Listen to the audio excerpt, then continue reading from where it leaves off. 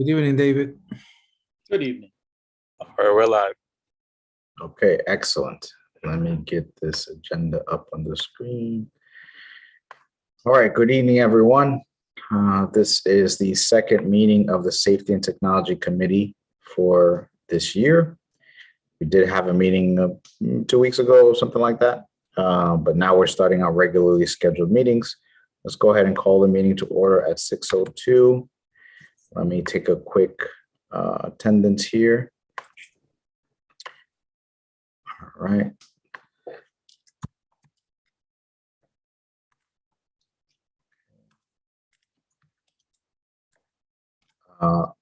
Ms. Lisa Raymond advised that she may or may not be able to make today's meeting because she has a conflict. If she's able to, she will join us later.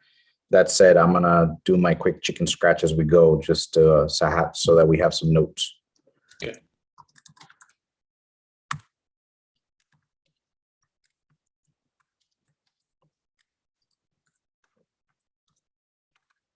Type today. Okay. And I have to add myself. All right. So first item up on the agenda, committee charge status. Just wanted to provide a quick update to the committee. Our committee charge status was approved by the BOE at the November 2nd meeting. So we're good to go there. The next meeting agenda item is status of technology at GCSD report. Mr. Ramirez, would you like to provide an update? Yes, good evening, everyone. Members of the committee, members of the board, and community on YouTube. Basically, with the update that we have is the State Education Department actually charged school districts in the state of New York to gather data on digital equity, which is basically collecting data from the parents of the status of connectivity at their homes. And the fact that all school districts should have at least some sort of a program providing devices to the students for access to content and materials, high quality materials, instructional materials via the internet or via the online interfaces that the district has. In our case, we have a true take-home Chrome device from grades pre-K through 12. So every student has a device. Either they have it or they are in the process of getting the device in place because it has been repaired or it has been assigned to them for new students, but all of them have access to a device, and the device is capable of connecting to the internet at high speed to access high quality materials for instruction. In the following days, the superintendent will be sending a letter in a survey in paper format that was designed by BOCES following on the guidelines from the state. This survey will be, we will require the parents to fill out the answers. It's a multiple choice question. It's 7 questions. I can show you, if you allow me to share, some of the questions that we have is public information. It was announced by the state. And these questions will be then collected in an aggregated format and then submitted to the state via the state data reporting. I'm gonna share my screen. One sec. Thank you. So the actual, one second, I think I have to move this. The digital equity survey is this one. So it has multiple questions. As you can see, the first one is, did the school district issue your child a dedicated school or district-owned device for their use during the school year? The parents have the option to answer yes or no. They can just circle or they will have a bubble sheet. What is the device your child uses most often to complete learning activities away from a school? This can be a school-provided device. In our case, it's normally the Chromebook assigned by the district because it's already loaded with the programs through ClassLink and also has the login information that the district provides for the students. Then comes the questions. Who is the primary learning device identified in question 2? Is this a school or personal or no device? This will provide with the data gathering in places where schools don't have devices provided to the students, or the parents provide the device for the students. Remember, there are multiple districts in the state of New York that actually have what is called bring your own device. They allow the parents to purchase the devices, and then the students can just bring the device to school and connect it through the internet with the material. In our case, we have a more secure environment, and we provide with the devices, and we provide with the access to the content and the software for instruction. Another question is the primary learning device identified in question number 2 shared with anyone else in the household? We know that we have parents that have multiple children. In our district, the district made the decision to provide one device per student, regardless of the composition of the home, which is very good. You know, these devices are not shared. They basically are assigned to each one of the students enrolled in our district. Question number 5, is the primary learning device sufficient for the child to fully participate in all learning activities away from school, means online learning? And we test this during the pandemic. Students were able to log in and do all their work while they were doing remote learning. The parents will have the option to respond yes or no. Is your child able to access the internet on their primary place of residence? Here comes the questions that are more for the parents to answer for their infrastructure at home. Yes or no? Do they have internet access, or they don't have internet access? This is also important for us because we have a program dedicated for students that have free and reduced lunch and don't have access to internet. And we can provide with devices that have LTE connectivity already embedded. We've been doing this selectively and based on requests. And it has to be approved by the superintendent of schools or by a school principal doing the recommendation for that device. The question number 7 is, what is the primary type of internet service provided for the child's primary place of residence? These are questions that we are hoping, and we're going to put the guidance on the website. We're going to put also a version in Spanish so people can understand exactly what it means. In our area, in Westchester County, downstate, we don't really have dial-up anymore. Dial-up is connecting to the internet using the phones, the regular phone dialing into a number. DSL is the digital subscriber lines. There is I would say we don't have any presence of that kind of connectivity in Westchester County. Maybe in Upper Westchester, there's still some people that use DSL, but it's rare. Do they use a cellular phone, or you use a mobile hotspot, or they use community Wi-Fi, or they use satellite? The state is asking for these questions to be answered by the parents so they can actually do an inventory statewide on what is the status of connectivity in the state of New York. Question number 8 is, in their primary residence, can your child complete the full range of learning activities, including video streaming and assignment upload without interruptions caused by a slow or poor internet performance? That's a question for the parents, depending on the type of connectivity that they have at home. And question number 9 is, what if any is the primary barrier to having sufficient and reliable internet access in your child's primary place of residence? It is cost of the service, there is no barrier, or there is no availability of broadband connectivity or other internet connectivity. That's important information for the state. And that's pretty much it. And this is all the guidance. In general, it's a definition of every question. It starts with the definition of the device. What is a dedicated device? What is sufficient access? What is reliable access? And it tries to explain all these questions in simple language so the parents can actually answer to the best of their knowledge.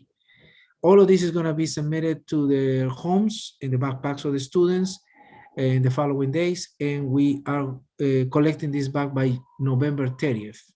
We had to prepare the report and upload to the state by the end of this school year. We're hoping that we are going to be able to share this information depending on the guidance from the state, but I believe that aggregated data can be shared among the district leadership and the board of education, and that's the case. So I'm hoping that this is all helpful for us in our planning for the future, because we are actually in the year that we had to review our instructional technology planning. Got it. Thank you. Trustee Valen, you have a question?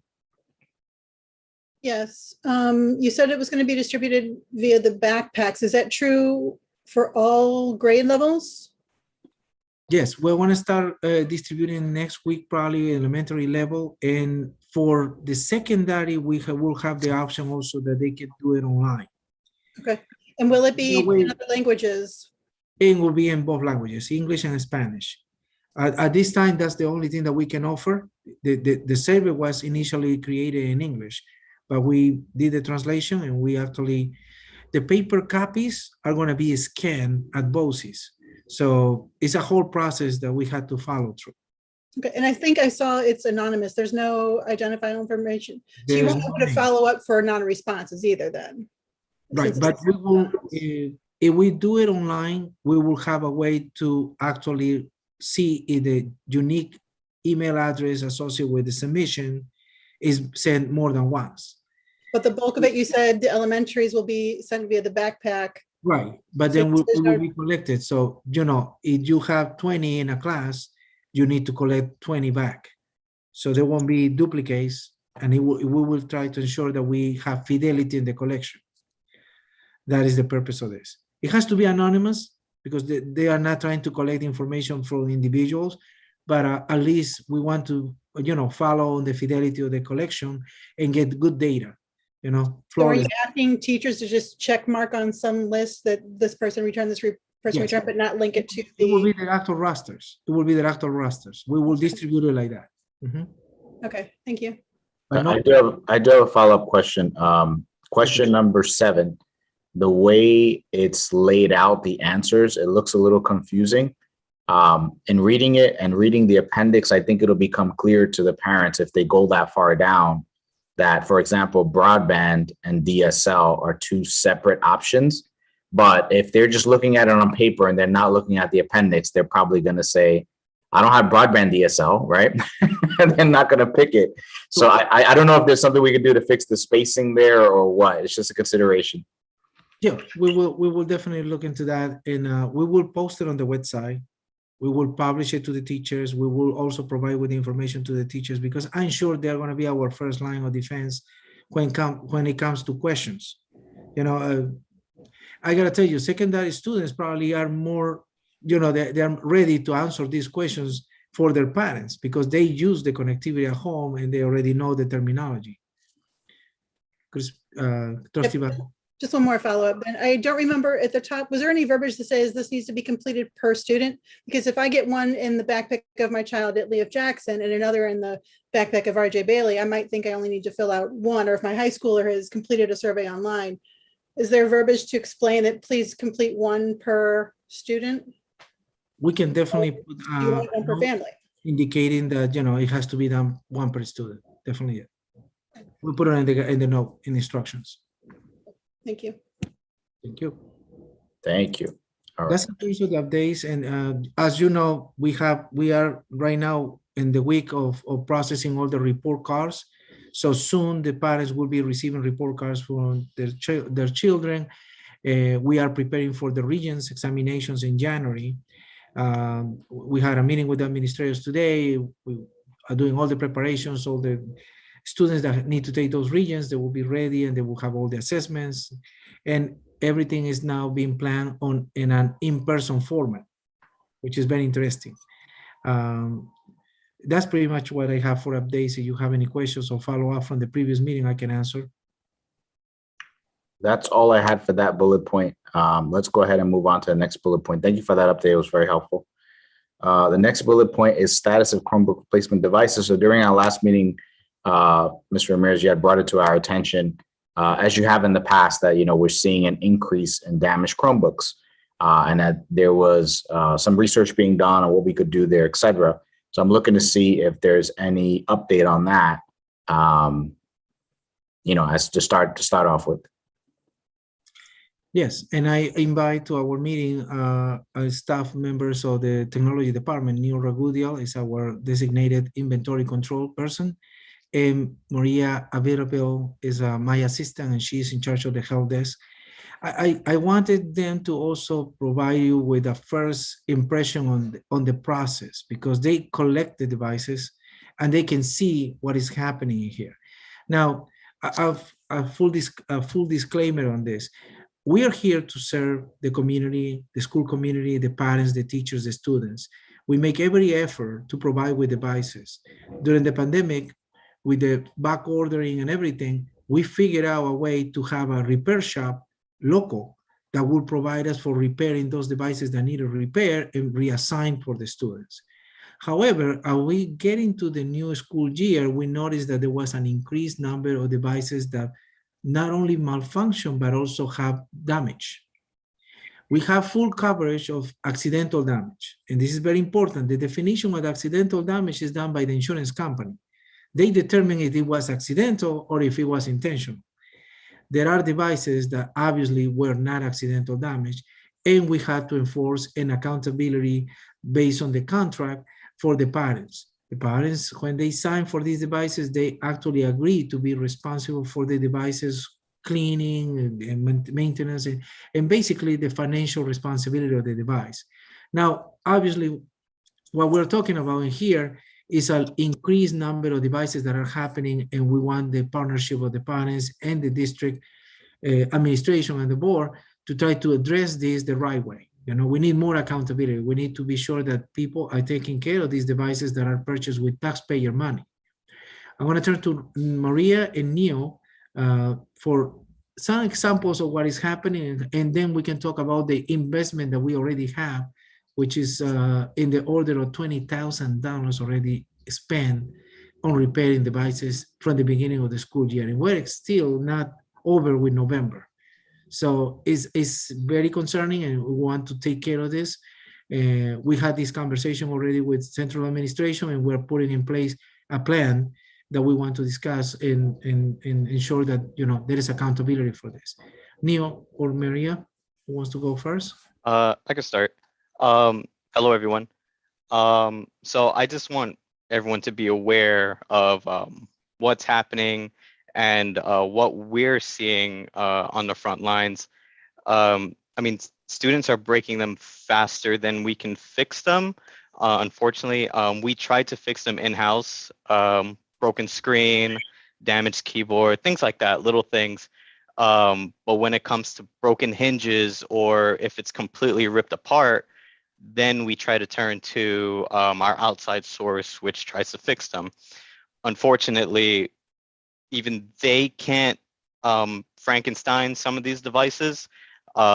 We sent out about 69 or 68 devices last month, and he sent back about 27 devices, which just could not be fixed. They were irreparable. Just as an example of what we're getting back, I don't know if you guys can see, but this is kind of what we're getting back. This. No, you gotta turn off. Let me turn off my screen share. Oh, hold on. Oh, yeah. There we go. Okay. So this is kind of what we're getting back. Hold on. Let me just turn off my. So it looks like you have a separate bottom, a screen, and a top somehow in three pieces. How the screen is separate from the top. Sorry, I'm still in the office, but this is kind of what I got back the other day. This is the screen, and it's completely detached from the Chromebook itself. I mean, this is just one of many examples. That one was probably the worst one I've ever seen. Most of them look like this, where they're just completely detached from the hinge. I tried my best to try to fix these. I cannot as much magic as I try to work on these, and neither can our repair experts. So that's just what we're seeing. And Maria could go more in detail of our next steps here. Go ahead, Maria. Okay. Sorry, I was having a computer problem. Anyway, hi. So the concern too is that there's a lot of things like Carlos said too. So I opened up a purchase order for the outside vendor to fix all of the broken Chromebooks for $20,000, and I've already exhausted it, and it's only November. So I had to just recently ask for an increase on that purchase order because we recently, I think, Neil, we sent out about 39 or 40 was our last batch to be sent out. Hopefully, the majority of them can be fixed. The concern is that, you know, I don't, you know, for taxpayers' money and even like, you know, it doesn't make any sense to spend all this money to keep fixing these computers, because then we winds up, if we're going to go on the same pace that we're at right now, we're going to spend $50,000 just on repairing Chromebooks, just the repairs. And I don't think it's cost efficient to do that. I mean, that's just my opinion. The other problem is the accountability part. We, as our department, can't collect funds from like a parent that has to pay for, you know, a replacement or whatever, according to our agreement. So I think that what happens is that the accountability part of it kind of gets lost, like as it's happening, and then it kind of just drifts away. I'm not really sure why, but it just does. And in my opinion, I think that somehow collectively, we need to come up with a plan for the accountability part and follow through.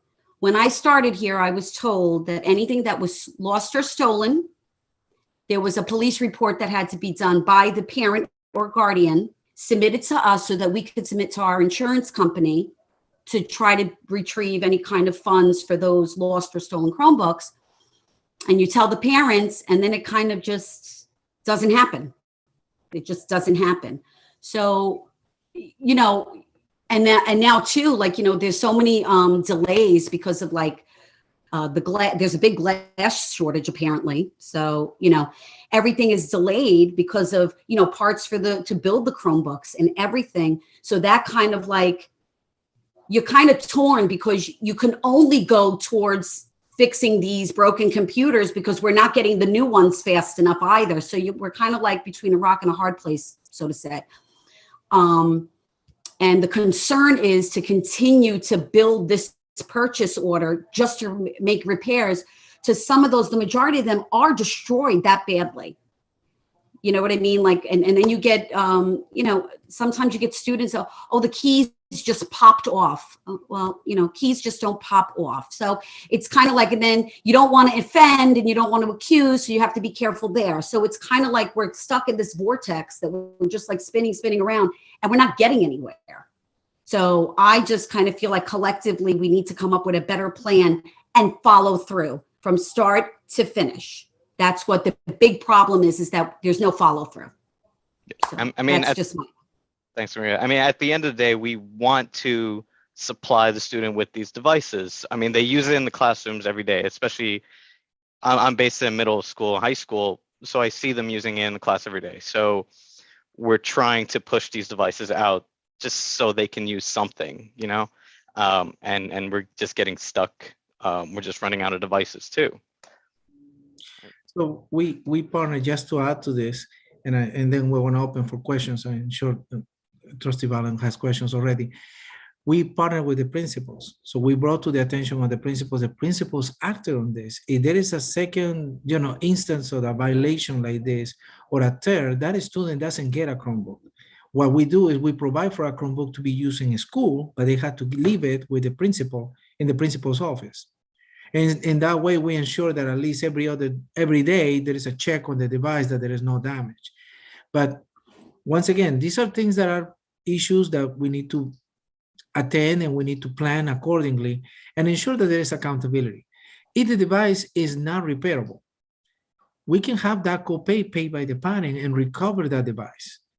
And that will set up the precedent so there is more accountability. Now, we want to do this professionally and with the responsibility and the fiscal responsibility that we have to exercise as a district, because this is all taxpayer money. And that's why the reason that we're bringing it to our committee. We work with this committee and we're very, very, very happy with the support that we get from our board and our central administration. Every day we come to work with the dedication and the intention to service our students, our teachers, and our school community the best possible way.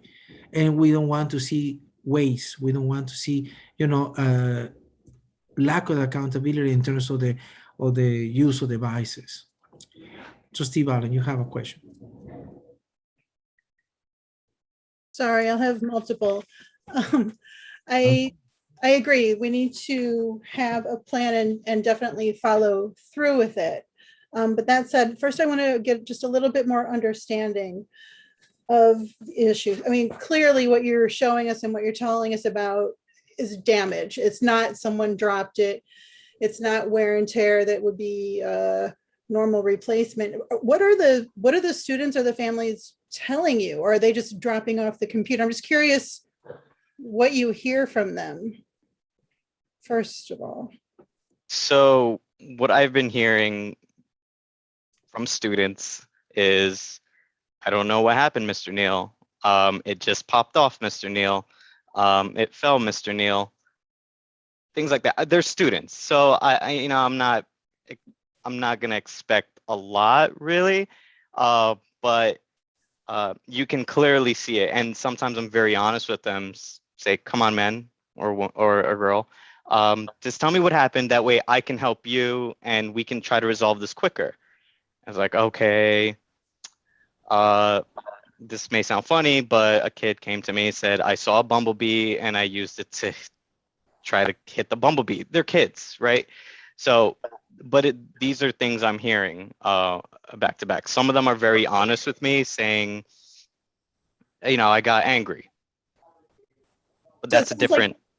Yeah. Most of the issues are with the older kids, or is there a trend with the age group where this is happening? It's a mixed bag. We see it from K all the way to 12. Oh, okay. Yep. And if I can just interrupt. So Neil pretty much deals with mostly the students, but I get the parents that call, and some of them, not all, and I don't want to be whatever, but some of them they get, well, kids are kids. You get that excuse.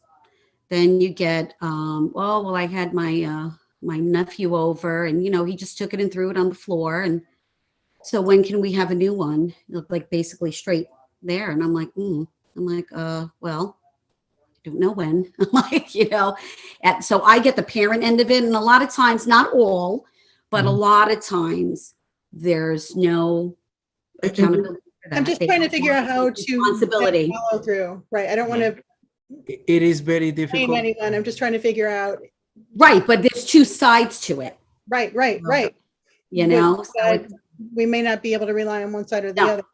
Okay, so then I'm just curious then how these numbers fall into the 20 to 33% replacement rate we have per year. Like, are the ones that are getting damaged hopefully the ones that we were about to replace due to age anyway, or is that like how much overlap is there? So let's say that we have for this school year, right? Totally, because the repair include those that are repairable. The cost of repair, don't get the idea that the 20,000 was spent only on devices that are not repairable. But we're talking about between 28 to 50 devices that probably from the beginning of the year until now were considered intentional damage or damage that could not be repaired. And that is an estimate. Now, we talk about 1,600 devices in total in our district. Right, that's the total, and it's in the agenda. And now we have a 33%. So we're talking about 400 and change that are supposed to be replaced every year. We're still waiting on our orders for replacement for this year on new devices. So it's on back order, but we try to keep it going with repairing these devices and reassigning because we have to instruct the children. That's our priority and our main job. And there are other instructional staff that also need devices. You probably heard about this, the TAs. Maria probably can talk more about this. We've been having this plan. We're going to get these devices. We're going to get it to the students with the new devices that we purchase. And then when we have these, repair units that are functional, we can reassign it to the staff so they can have a device provided by the district to do their work. If we continue at this rate, we will never get to that. Right. Because, Maria?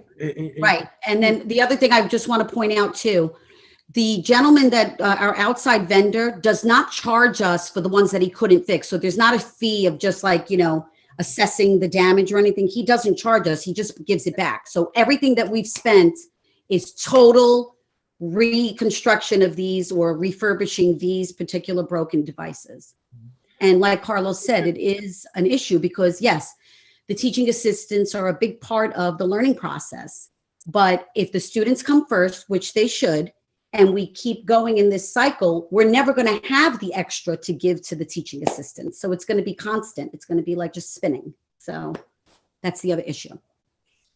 So we can identify the two issues here, which is the first one is we want to be sure that we can provide with devices for every student and every instructional support person. And at the same time, we want to have a strong accountability process so this doesn't happen. It's developing a culture. And the culture of excellence needs to be there. And I think that we have that message very clear, and we want to do it that way. So I can only thank my staff for coming every day with the dedication to try to service the students, the teachers, and the community. And we do it every day. We try to provide for these devices, and we try to attend to these demands. But we need help. We need help with policy. We need help with enforcing that. And we already start partnering with our principals. They're doing the best that they can, but probably we need something that comes straight and it becomes the policy and is respected and is enforced. So on that note, I wanted to bring up the current one-to-one technology use agreement. Right. Can we discuss this a little bit and see if maybe there's something we need to do there? Yes. And that was the reason that we shared with the committee, because it was a request from Trustee Valen and yourself, Mr. Pineda. As you can see, in general, this is divided in sections. So you have the information on the device, you have information on the rights of the student to have this, and it's all coming from the policy on use of devices in the district. It's policy 8270. That was the policy that we used at the time, and it's still enforced. Then comes the student agreement, because we divide this responsibility between the two, the student and the parent. And if you read this, the sentence and the bottom part where the parent agreement is very clear, by the third sentence, it says that the parents understand that they agree to be legally and financially responsible for any misuse of the internet and or damage to the computer or device or other devices and related equipment by the child, as stated in the district policies as defined, and New York State law as well. So, and they signed these contracts. Now, once again, we are prevented to collect monies, to collect funds directly from parents. So what we're doing is we're preparing all of this behind the umbrella of the insurance coverage, because we have insurance for accidental damage, and we want to be sure that whenever there is no accidental damage and the device cannot be recovered, there is some sort of that co-pay that will cover for the replacement of the device. Full replacement, 100%, because it's not repairable. Now I open that for discussion on the committee. You want to review this, and maybe we go to the next meeting with a proposed change in the language, or if we want to add something to this, that's up to the committee. Trustee Warner, you had a question? Sure. First, backing up a little bit in terms of the situation, are we holding our own? That is, I assume that there's a casualty rate. There's a rate at which we're able to fix things, and a rate at which we're able to get new computers in. And I think we built up a little reserve of computers at the beginning of the year that were the older computers that were reconditioned. Are we holding our own, or are we on a downward slope to where we're going to run out of computers? At this time, we are on track to if we get our orders, which is on back order, and Maria has that control in terms of the numbers, we will be okay. We will cover for the remaining of the year. What we need to do is stop this spiral on damages, and that involves getting the intervention on all the stakeholders. So I think that the first step is really reviewing the contract. Maybe you can find something in there that needs to be added, that needs to be reinforced, and then just setting out as a policy that we will enforce the contents of this contract to the extent that when there is a device that is intentionally damaged, the responsible party will have to pay that copay. That will be the 100% value of that device. if we're legally capable of enforcing that, then we should. The key is the enforcement. If we're not allowed to pull in money from the parents, then we kind of have a problem there. You have to have some form of consequence in order to change behavior. So I'm glad to hear that if you're if you have repeat occurrences of the device being destroyed within a certain period of time, then you stop taking it home and you start leaving it at the school, and that's a disadvantage. There should then be a way of clearing your account, right? So if you could say, here, I'll pay for that now, so now I can start taking this thing home again. That would work as an incentive, at least for me. I don't know. So what exactly stops you from collecting any money from the parents? So the way that we have to do it, unfortunately, because of the laws in the state of New York and the fact that we're a school district, remember, this is the same concept of the clubs. We don't really collect money from the public. We collect money through taxes to a school. Right. So what we need to do, and it's a conversation that I will have with our SBO, Lisa Raymond, and we will enforce it through the insurance. Because if it's a third party that will recover the device to us, right? Then it's part of the insurance, it's part of coverage. So the proceeds don't go to us, go directly to the party that will replace that device, and then we will get it in our inventory control. And is there any action required on the part of the parents in terms of like reporting the damage as an accident that has to, so that the insurance company can say, yes, this is not intentional, and that's how you get your money back? Correct. That's what we're looking for. That's what you're looking for. And then what you want is if that action is taken and the insurance company is satisfied, then your account gets cleared and you can go back to full privileges. Exactly. And we are exercising due diligence because we want to be sure that we identify this as not as a typical case of accidental damage defined by the insurance. We don't define that because, you know, as Neil explained, anybody can come, or Maria, and say, you know, just the keys pop out of the computer.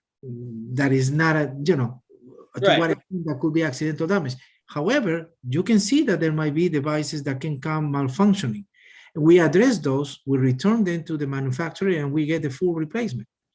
So once again, it's a process that we need to engage. And I'm looking also at the neighboring districts and seeing what they are doing, because I gotta tell you, they come to us many times with questions, how you're doing with your repairs, because they also going through the same motions. And when we tell them that we found a local shop and everything, and it's cost effective, they get very surprised because we did research. Maria did the work. During the pandemic, we had to find a way to solve the issue, and we went out of our way trying to figure out what was the most cost-effective solution for us. What we have right now is the most cost-effective, but still we need to work in the system and how the process is handled. Okay, so there's an agreement, then there's some sort of form that gets filled out if you're filing an insurance claim, right? Yes. And do we have that? We don't have a specific form, because we submit that online to the for example, Acer Financial, whoever is the company that has the accidental damage. For those that have a loss, for example, what we require is the police report. You know, the police report tell us, and remember, we just recently had a disaster in New York with Ida hurricane. And many people reported to us that, well, the device was in the basement for any reason, was left in there, and it's all, you know, flooded and unrecoverable. So we do what we have to do, but we need a report. We need a police report to justify that. So you're trying to incentivize getting parents to fill out police reports? No, we fulfill it's part of our due diligence. You know, we have to provide the insurance with something that shows that there was a loss, that there was an incident, and is certified by a third party, in this case, the police department, that says, yeah, we verified that this was not there. But it's 1 second, but if it was some of the people that said that there was like accidental flood damage and stuff like that, we had asked for something so that we could present to the insurance. And that's what I'm talking about how everything just dies, like it just gets kind of left there. So to go after, to kind of keep track of all these people and try to get them to just give me something that I can present to the insurance, that's the other problem where it kind of doesn't, there's no fluidity. It just kind of starts and then it kind of just dwindles and then it just disappears. So that's part of the issue. Right. So you need a consequence that doesn't go away until the report's filed. Correct. And that consequence is you can't take your machine home. And we implemented that already with the principals. Right. I'm talking about the ones that said that theirs were damaged, like in Ida and things like that, because we were trying to try to get some kind of recovery for that. And then it just never happened. And you keep asking and then they start to ignore you. So then it's like, well, how far are you supposed to push? You know what I mean? With a parent. Well, it's not about pushing. It's about there being a consequence that doesn't get lifted until they respond. Right. So I have a few questions. The first one that comes to mind, following along with what Trustee Warner was just mentioning, for those that had the hurricane damage and have not completed the paperwork that you need and haven't gone back to you, are they currently able to bring their devices home? No.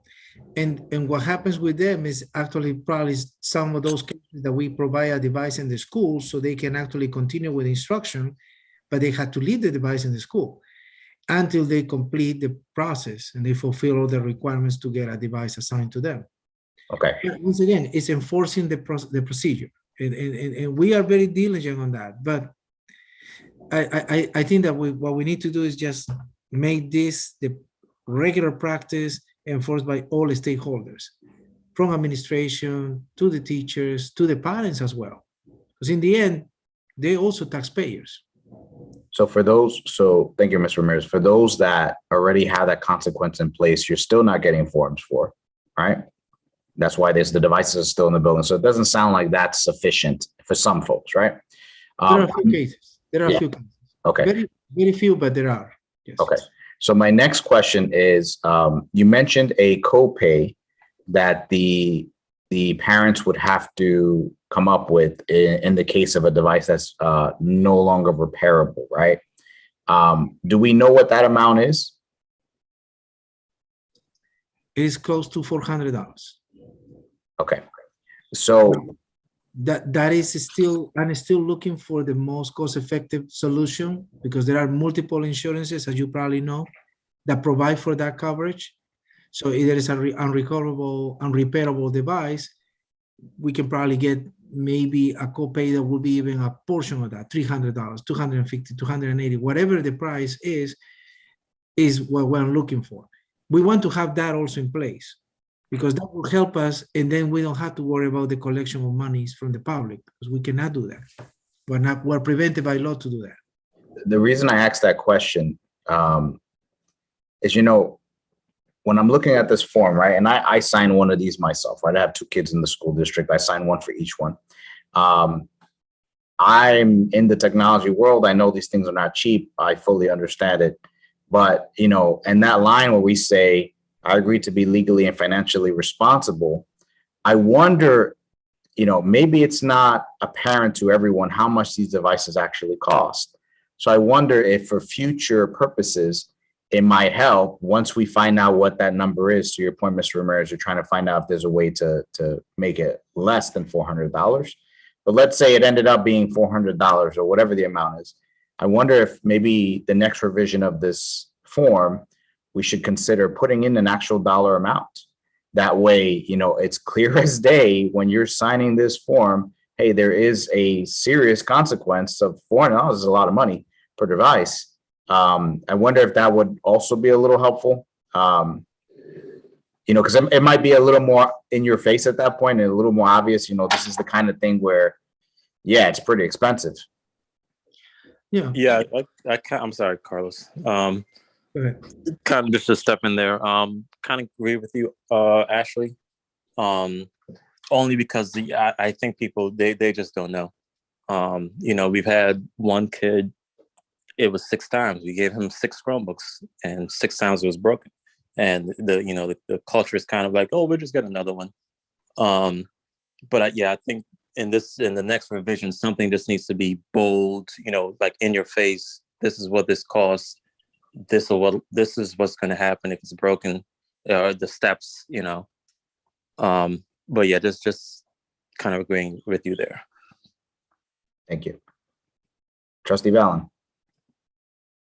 All right, I apologize. I'm probably going to be a little all over the place. First, you said that we are currently keeping devices at school for those students who've had damage. How many children are not going home with a device right now? It's very few cases. As I mentioned before, for example, if we keep 5 devices in the school, like the size of Highview, that's probably the number. Okay. As you go to a higher enrollment number like a RJ Bailey or Woodlands, it will turn into double that amount, 10, 15. And what we want to do is to reduce it to 0. Right. We want all students to have a device accessible at home, a true one-to-one program. But you're going to have these cases happening. So we need to be prepared for those cases, and we need to have a procedure in place and enforce it. Like David Warner said, the consequences need to be there, and we need to enforce those consequences. So that leads me to my next question.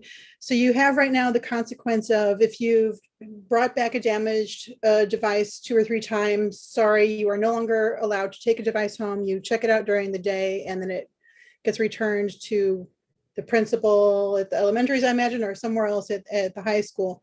So it sounds like you got the agreement of the principals to help support that consequence. And now I guess we're looking for like step 2, step 3 consequences, in addition to an upfront warning about the cost. I guess, Ashley, I'm trying to figure out, this committee is going to recommend consequences, but at the end of the day, how does this actually, where does the buck stop, I guess, as far as what consequences we can impose? So we would recommend the recommendation, right, to the board. And then as a board, we would have the conversation and figure out, we would ultimately make the policy, right? Mm-hmm. Amend the policy as such. And whatever we come up with, that's what the policy will state. And that's what the administration would then be following. The question is, it's a delicate one, right? Because we can all foresee that there's absolutely cases out there where there's accidental things that happen, right? Absolutely. I'm sure the majority of folks are not out there just bashing bees with Chromebooks. But clearly, based on the example that Neil held up, it is happening, right? So it's how are we sensitive to our students? And I fully agree with the sentiment expressed by the team here, the IT team, and that we're trying to get these devices back into the hands of the kids, right? Because they need to continue their learning. But at the same time, they're absolutely right. Someone has to be accountable for this. The district, we could use funds in so many other different better ways than just wasting it because things are getting destroyed intentionally. So I think in my response to you, Chris, it's really just we come up with our recommendation for what the consequences would be, what we would like to do with the policy, and then we present that to the board as a recommendation from the committee, and the board will evaluate it. We'll have our conversations at that level. We'll have to have legal chime in and all the regular processes we follow, and then ultimately we'll come up with something. To your point, though, part of that consideration and that conversation has to include enforcement. How are we actually going to enforce it, right? Because we can come up and change the policy and all that, but if we don't have a method to enforce it, it's not going to go anywhere. One of the things that pops up in my mind, and this is, probably not the best suggestion, but, report cards. I mean, maybe that's an option to go, it's obviously not the first choice, but if this thing went on for several months and the withholding the device from going home option is not working, but the district is still basically come out of pocket for those devices that were flooded in Hurricane Ida, and we can't get, cooperation with a few forms, then I think at that point it's warranted after some timeline. And that's where we would have to have all those conversations, determine what's an appropriate timeline, right? It can't be, hey, we didn't get this form 3 days and now this is it, right? We'd have to come up with all those nuances. But I absolutely agree. There has to be some enforcement mechanism, and we'll have to have all those conversations. But I think at this committee level, at least it would be agreeing on what would the recommendation be, right? At a high level. And then we would have to go through the details, I think, at the board level and with administration, et cetera. So that circles back to, so I have 2 more points to what I was thinking of. The consequences there now. I mean, it was great. You guys got principal buy-in. Anything we do, to your point with enforcement, it has to be a conversation among all the key players, which would include the building principals, to my mind. I mean, hopefully our suggestions would go through them before it's spoken about at the full board level as well. And then, I lost my last point. And then in the interim, because that process can take a while, in the interim, can we create some sort of communication that says, we are seeing a higher incidence of damaged computers that seem to be intentional. Please be aware that these devices can cost, let's just say, an estimated $400 to replace. We remind everyone you did sign an agreement, like just kind of an informative 5-sentence thing to say, we're not ignoring what's going on. Please be forewarned, because changes in consequences may be coming to a theater near you.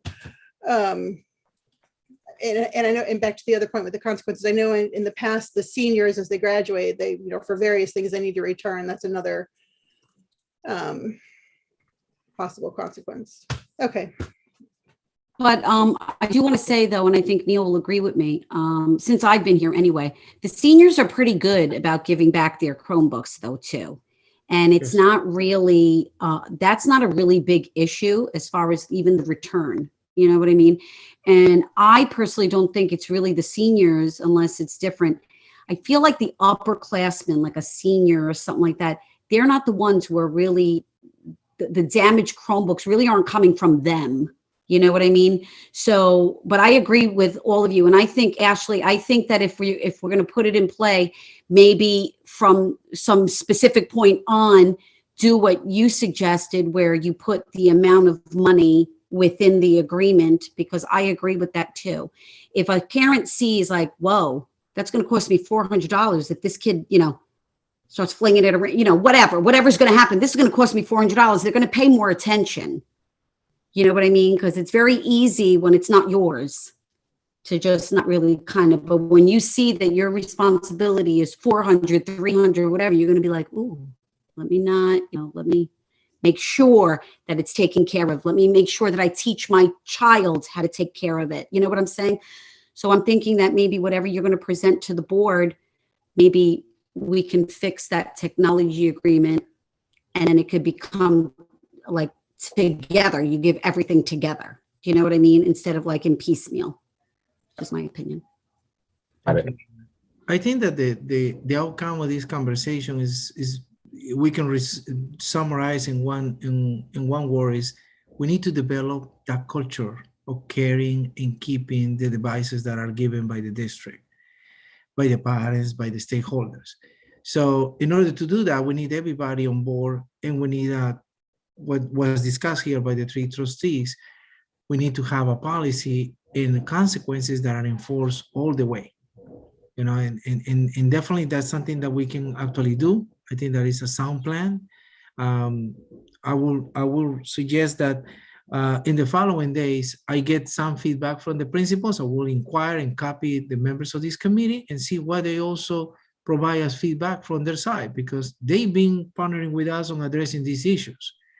In some cases, as you probably remember, in most schools, textbooks, when we had textbooks, that was mandatory, that at the time that you will graduate, you need to or at the end of the school year, you need to return the textbook, or you don't get your diploma, your report card, or whatever mark reporting that you were entitled to. So same situation can happen with these devices. And in addition to that, we had to be sure that when the students leave the district, right, they finish their enrollment, there is a follow-up from the school. We've been following up on that with the secretaries, with the school buildings, ensuring that whenever there is a student that is exit from the system, the registrar communicates that to the technology department, or the school building communicates to the technology department, and then there's a follow-up and we get that device back. As Maria stated, the seniors are pretty good. I gotta tell you, we get 60 seniors, or we get 80 seniors, we get 80 devices back. They all here. And the principal at the high school is being very, diligent on ensuring that that happens. No cap and gown, and you don't return everything that you need to return, which is, I gotta say, we gotta look at this from the That's perspective. what that works. We're developing a culture of respect for the rules, and they're ready to go into the workforce and the market with that in their minds. So they will be successful also in other environments. I think that's the summary for this. It's in your hands as the committee to help us on this process. So can I just mention that I don't know where on the website to find it, but doesn't each school have a handbook or some sort of chain of disciplinary actions, a hierarchy of disciplinary actions that we could refer to, and that should be our guiding?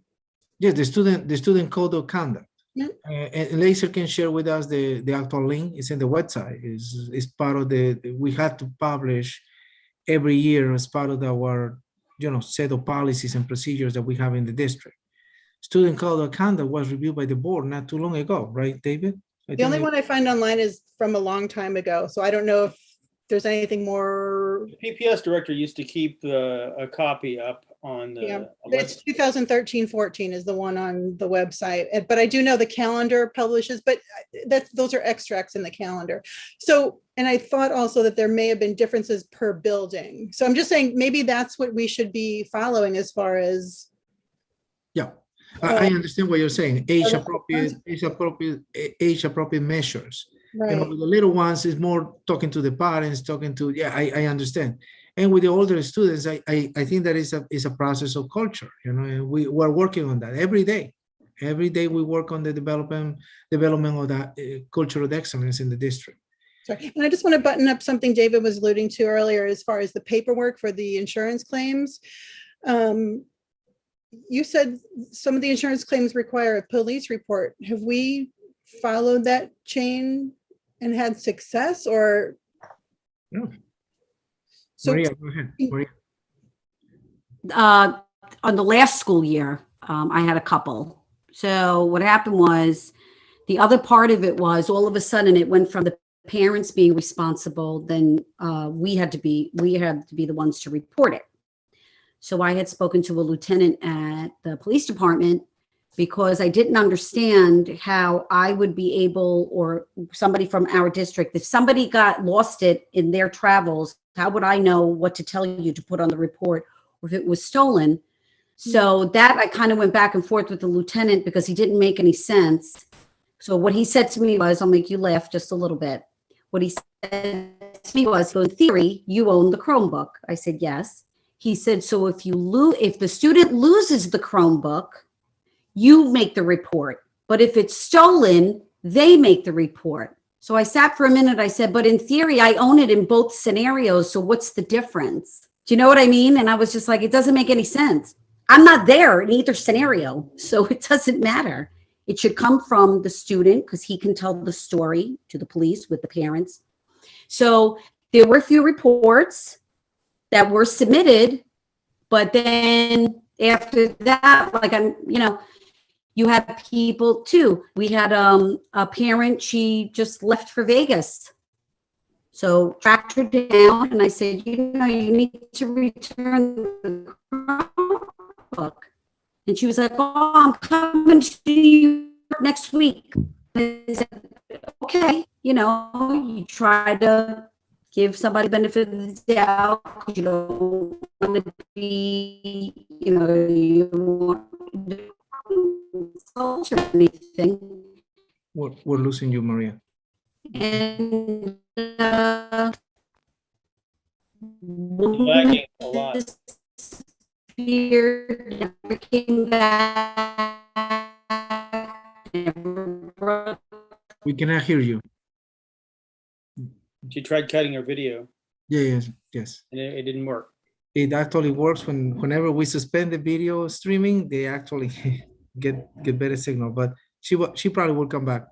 She I'm will come- asking because I can see that families might be hesitant to file those reports themselves. So that might be another obstacle to getting that reimbursement from the insurance company. I'm wondering how we could improve that process. So, If the insurance company accepts us reporting, mhm. then we should report. And we take the action. We take the action. If there is a lack of the filing on the part of the parent for any reason, they already left the district. Most cases is because there is no way to communicate. Then we take it over and we actually file the report and we Right. report Right. it. So you make a good faith effort to try, and if the police department wants you to get the other people to file the report, but they'll accept it anyway, you try and get them to file. If they don't, you do it yourself. And the police department is cooperative with And if this. they- So far, yes. So far, we have all the cooperation from the police department. At the beginning, as Maria mentioned, it was a little difficult to understand because in their mind, they are looking from both perspectives. The laws, the agent who's holding that device that they don't own is owned by the district, and that was the confusion. But Maria put it in perspective. She said, in both cases, we own it. Why you don't take it? And finally, they were very cooperative with us. And we have very good results. You're back, Maria. Are you good? Here I am. Sorry. Okay. So that's basically what our experience is in this topic. Okay. All right, so I have some notes. So it sounds like we have a few action items, right? The first one, I think, which is more immediate and we can get done in relatively short order. I'm in agreement that I think a communication to our community, reminding them of the consequences and replacement costs will be a good idea. We can action that pretty quickly. If we don't have an accurate figure, but we know 400 will definitely cover it, then that's the figure we should go with for now, because that's the known dollar amount, right? Maybe it can get better in the future, but for now it's $400. So we can do that. So Mr. Ramirez, I'm assuming you can take that and make sure that goes out. Sure. Okay. And then the next thing is I took the notes down of the student code of conduct. I think that's a great idea to use that as the roadmap essentially for age appropriate consequences in the response. So I took a note of that. Maybe for the next meeting, I would like to keep this process moving forward. I don't want it to stall because I share the concerns. I think that pretty much most of the committee shares as well, which is the cost is getting crazy pretty quickly. And the second thing is we may not have devices to hand out to these students if they keep getting destroyed at this pace, right? So I'd like this to keep moving forward. That said, I think what we should do is we should definitely look at the student code of conduct. And I think for the next meeting, I'll make sure that I carve out some time on the agenda for us to have a little more of an in-depth conversation on where we think the parallels are for that student code of conduct and how we can enforce it.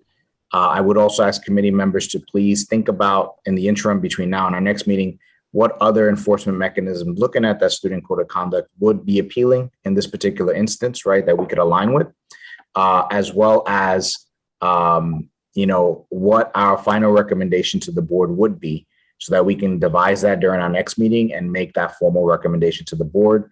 Mr. Ramirez, you said you were going to touch base with the principals and the building leadership to get their feedback. We'll get that as well when we have the conversation at the board level, because obviously administration is always part of that conversation. They help guide some of that. But it wouldn't hurt if you got that feedback directly from them. The other thing, while we're on the topic of principals, traditionally 2 years ago, we used to invite the principals to the safety and security committee. And then once we combined the two committees, that practice kind of fell apart.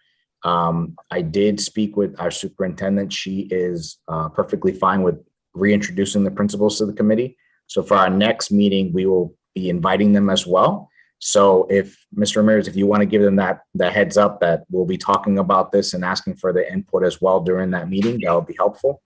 And then that way we can have the dialogue and we can hash it out and come out with the formal recommendation from that next meeting. Absolutely.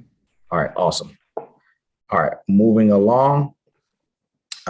We had talked about a update on the change to the device replacement plan. Obviously, it's being pushed forward quickly because of the damage we're seeing with the devices. We used to have according to the notes here from our last meeting, a 33% replacement every budget year, which was 1/3, I think, of the devices.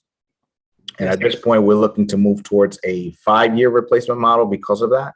I know we had talked about that was in conversations. Any updates on that? So it's basically a twofold question, because the 3-year is for devices. Devices age faster because of the usage. For appliances in the network, like servers and switches and APs, access points, and things like that, we go in a cycle of 3 to 5 years, and devices are also included in the concept of devices. We're including the interactive whiteboards. The interactive whiteboards, aka smart boards, because it was the brand that was used before, they run out of life with the lamps. The lamps are sometimes they go out faster because of the usage. There's a number of hours that they are supposed to have a regular standard life expectancy.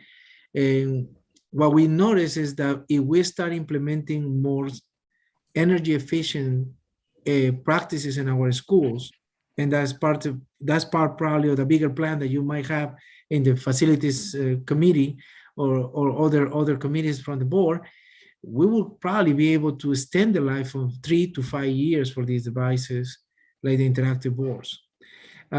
We made a very good use of the funds that we got with the different opportunities that came from federal government due to COVID. We replaced everything that we needed to replace. We have available new devices in every classroom that needed those devices, and we have reports that there is no need for changes so far. We're on track with the replacement plan. My concern, and this is a conversation that I also have with our SBO, with Lisa Raymond, is we want to be sure that we can keep up with this replacement plan the same way when there are no additional funds. So that is and keep it in line with the expenditures of the district. So in that way, there is no need for additional funding or additional taxes. We have the 5% tax cap, as you know, and we need to keep that in mind. This year is probably the first year after the pandemic that we wanted to exercise a true process of budgeting with our SBO. And we're starting early to look at every expenditure, regular expenditure, and I would say investment expenditures, in terms of keeping up with all the different changes in technology, so we can ensure that we are not only cost effective, but we're also fiscal responsible. So all of this is tied with that. These two plans, just for the devices and also for the appliances that are, longer lasting in our network infrastructure. Got it. Thank you. Anyone have any questions on that one? Okay, we'll move on. Okay, the next one, we had talked about during our last meeting, student GCSD email accounts not having access to incoming communications. We had asked for that to be looked into. Has there been an opportunity to research that, and what was the outcome? Yes, we did. And we had a conversation first with my team, and they explained to me that once again, we have an option of yes or no. We open the access will put us in a situation of liability, potential liability, because, having outside emails for the students will open the door for cybersecurity risk and all other incidents that could happen. We want to be sure that we provide with an environment that is conducive to learning, and that's why they only work inside the domain. So what is the alternative?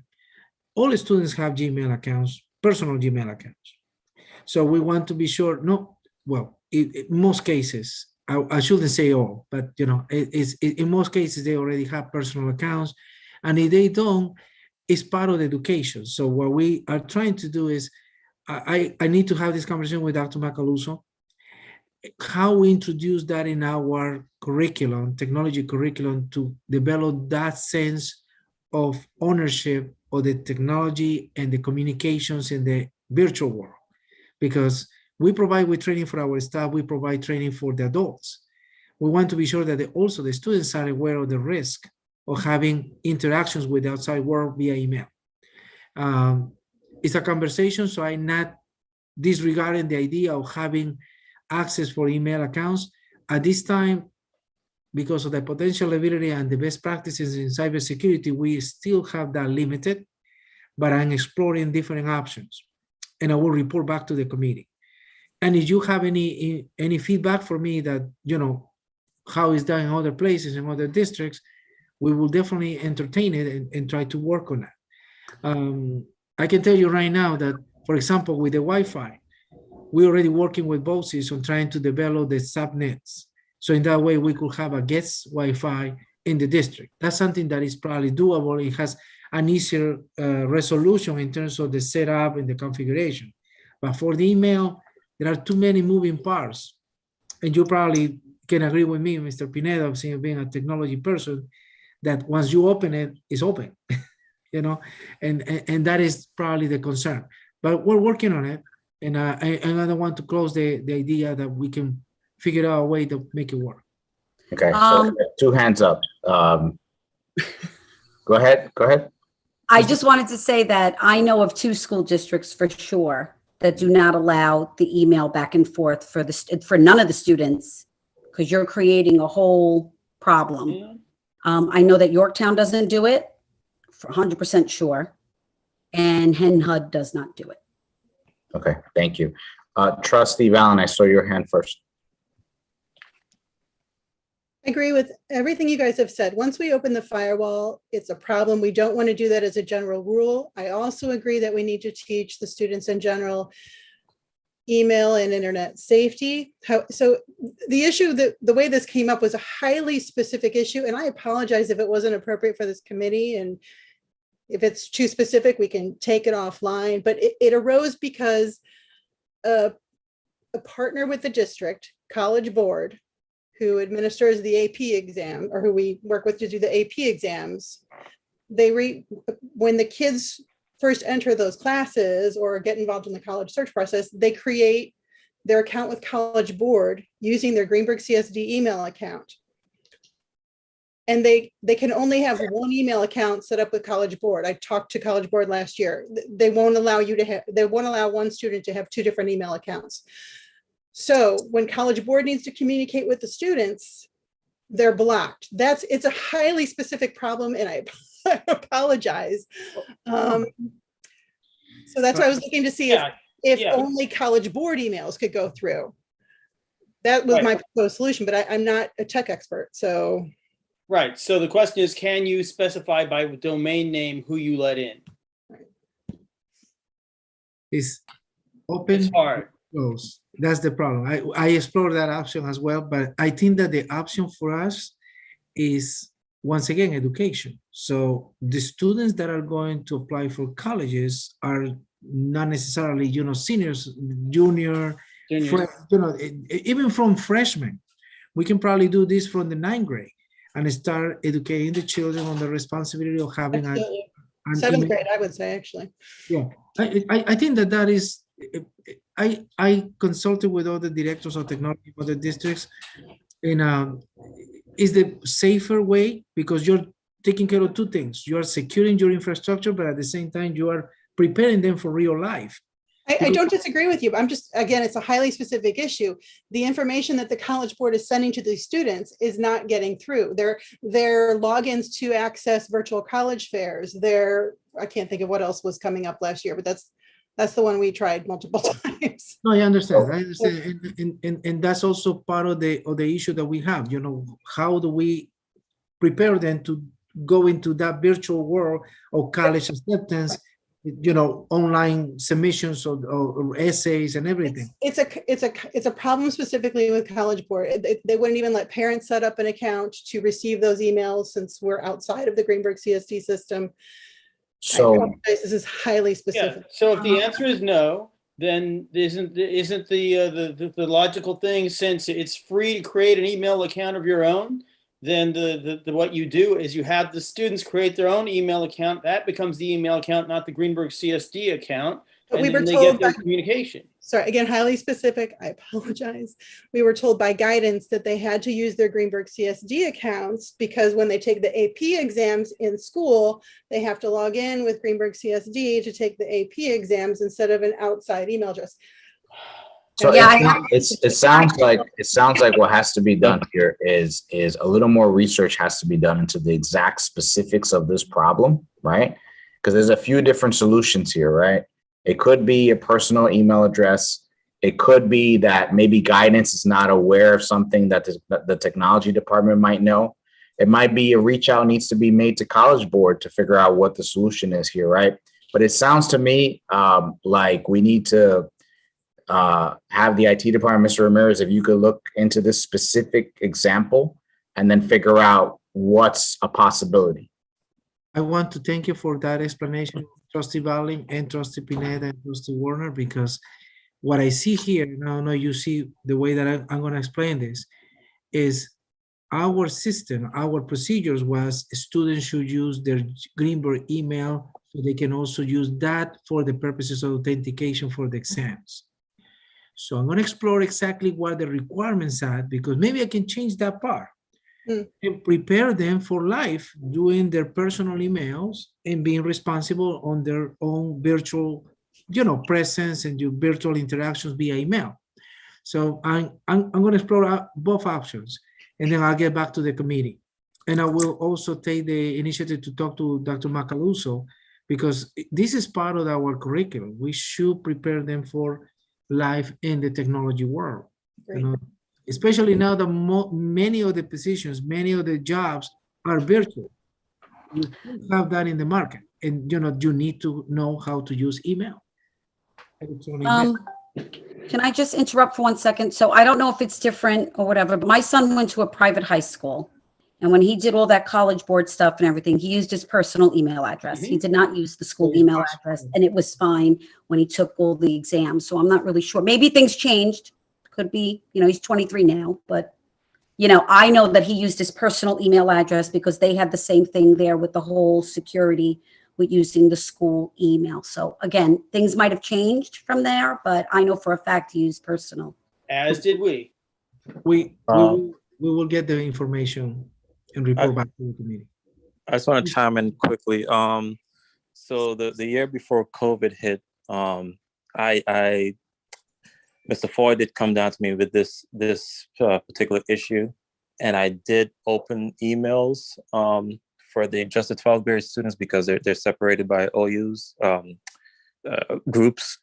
So it is possible that we can open emails by grade, but he just needed it open for them to register, and I believe I had it open for probably like a day or two.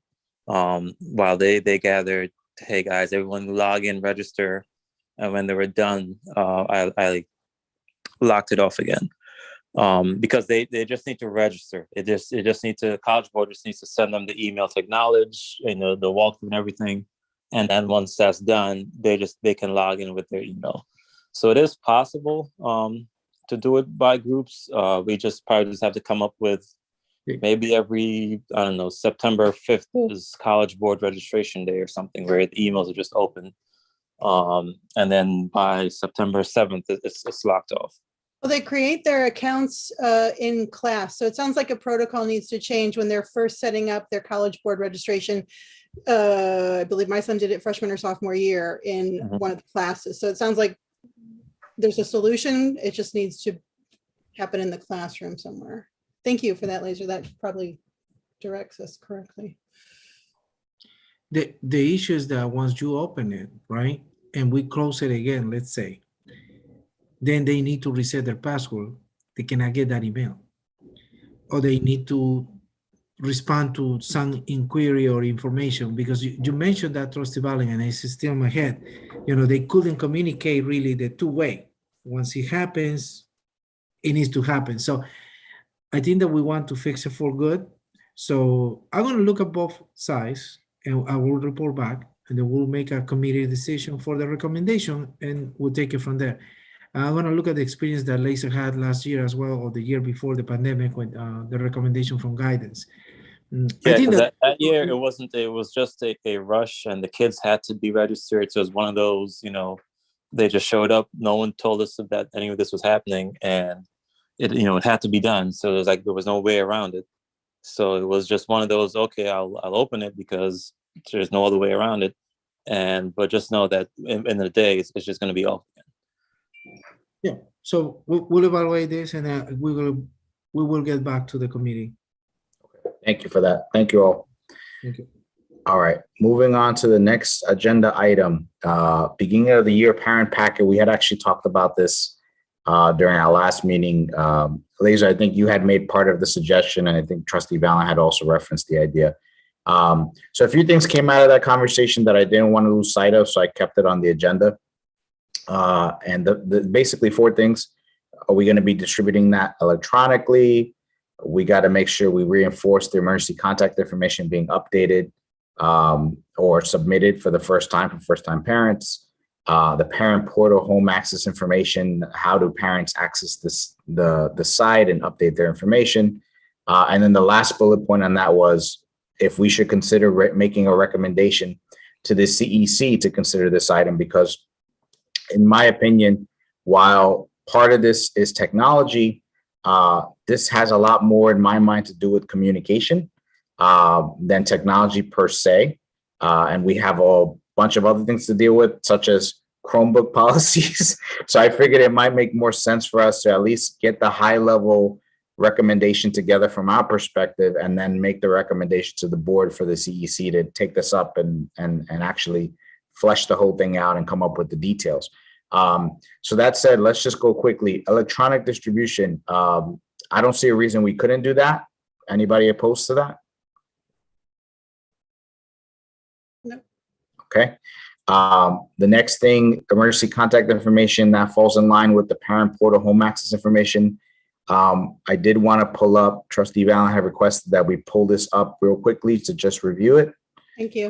So Trustee Valen, it's up on the screen. Is there anything specific you wanted to call out? Yes, I've identified the problem. So you get to this place by going to the parents and students tab, and this is how to update your contact info, choosing English. And if you scroll down, you follow the first few steps, you log in, go to the next, keep going, keep scrolling. Okay, I have to close this so I can see. Okay, right there, you see that this step says to go to update enrollment. Parents I was speaking with actually this week brought this up, and they said that when they follow this part of the instructions and they go to update enrollment, it takes them through like 15 different steps, which when I update my contact information, I don't go here. This I think could be easily changed by saying, instead of going to update enrollment and going to another portal and filling out 500 forms, if you go to registration, I should have this open. Go to the, let me log in quickly. Is it demographics? Demographic update, probably. Probably. That's the first tab, yeah. This is all part of the online registration system. Right. And that's when to be Well, honest with you, right, if you go to demographic, and if we just change this part of the instructions to say, instead of going to update enrollment, just go to demographic, and then they go down to the contacts, and you're able to change your email address and your contacts there, boom, you're done. It's one additional step instead of stepping them through the whole 15 pages of the update enrollment. I feel like this will solve a lot of the parents' confusion. We'll bring this to Lisa Raymond. She supervises the registration, the district registrar now. But no. This again, you don't get here by going to register a student. What we're talking about is just updating contact information, which is just the phone numbers and just the email addresses, so that we can get the notices for emergencies on the buses, emergencies, school closings, building issues. It's nothing to do with registering and addresses and all of that. So when you go to, sorry, I guess I should have tried to like log in and show you guys. I took a picture of that screen. I'm gonna check and see if we can update just the words in there. to actually direct the person to go to the demographics and do the update on the emergency contact or individual contacts. That's it. That's where a lot of the frustration from people from elementary parents who've entered the parent portal. This They is get- excellent feedback. No, we will take care of that. Thank you. Laser has his hand up. Laser, please proceed. Oh, no, that was from the last, hold on, let me take it down. So we will definitely, Laser, just remind me so we can go over on this and review that with Diego and Damaris. Thank you. Okay, That All might right. be fixed, actually. Thank you very much. awesome. All right. We said everyone was on board with being electronically distributed. Okay. As a committee, do we want to make a recommendation to the CEC to consider this? A beginning of a year parent packet, ensuring that's actually created and whatever else goes along with that, they can hash out all the specifics. I feel like it's a good place to get parent feedback. Yeah, I think it's needed. Mr. Warner? I'm thinking about whether it's an administrative task primarily, since the administrators have responsibility for it. There's no problem with the CEC making recommendations for what should be in the packet. Okay, so it As sounds long like, as it doesn't end up being the CEC owns this packet, we're good. got it. Yep, agreed there. Mr. Ramirez, any thoughts? I feel that, the recommendation for the CEC is based on what you mentioned at the beginning, the communication type. Ensure that everybody is aware that this is going to be available electronically, and that they will start receiving that. And from COVID, that's one of the lessons that we learned. Everything became electronic. Well, the gap is when there are new students in the district, whether through ECP or just new to the district, they're not automatically getting those electronic communications. So that's Correct. what was a problem in August. So for them, we need to ensure that at least our website has a welcoming page where they can actually easily get at least the initial information before they provide with the contact info. Mhm. And that probably will be the best recommendation. As I mentioned to you, we receive the directives from the CEC, then they get filtered to our superintendent. The superintendent makes those decisions on the website. The website is not changed until we get all of that all that process completed. Understood. Thank you. Thank you. All right, so I made some notes there. It sounds like we're all in agreement. We'll recommend this we'll recommend evaluation and implementation of the packet to the CEC. CEC can help delineate some of the specifics in addition to what we have outlined above and can work with administration. And I put parentheses there to make sure we're crystal clear. Administration would own the packet itself. All right, moving right along. Committee date conflicts. Okay, so two things. The March 9th meeting, during our last meeting, we said, okay, we want to go ahead and approve rescheduling that to March 30th. So that's fine. So that's just a reminder for everyone. If you haven't updated it in your calendar, please update your calendar. March 9th is no longer the meeting date. We're now moving with March 30th. And again, thank you for your flexibility on that one. On December 14th versus December 15th, we had a little bit of an email communication, trying to figure that out. I think at this point, it makes more sense to me to go with the December 14th date, because I feel like the December 15th, based on the feedback I got, is going to turn into a little bit of an impossibility with the concert that's going on at the high school. So I think the 14th is probably the safer bet. But I wanted to make sure we're all in alignment on that before we go ahead and put that in concrete. I did try to call to see if the concert was going on, but haven't heard yet. And again, I don't know where that decision point is, but I have to pretend that the concert will occur until I hear it's not. Trustee Warner? If there's some disaster that I don't foresee that happens on the 14th, then I'll simply not show up at the meeting. And the meeting can carry on without me. And the likelihood is that it'll be okay. So I'm willing to go with the 14th. Perfect. Thank you. So we will make December 14th the official date.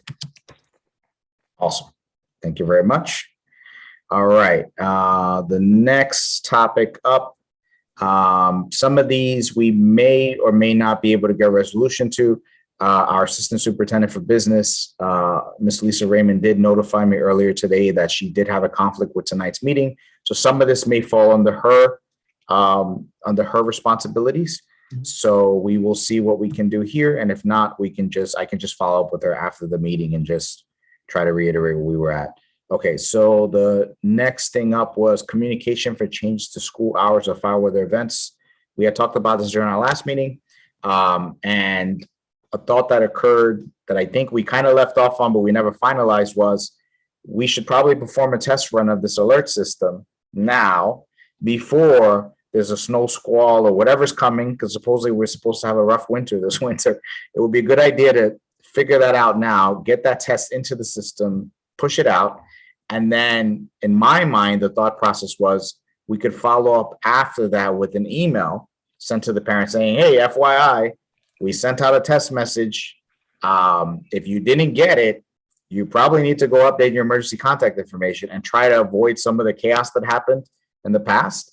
But that was a thought in my brain. I wanted to see what the feedback was from the rest of the committee, if we thought this was a good idea or not. So how do the people who didn't get the communication about the communication?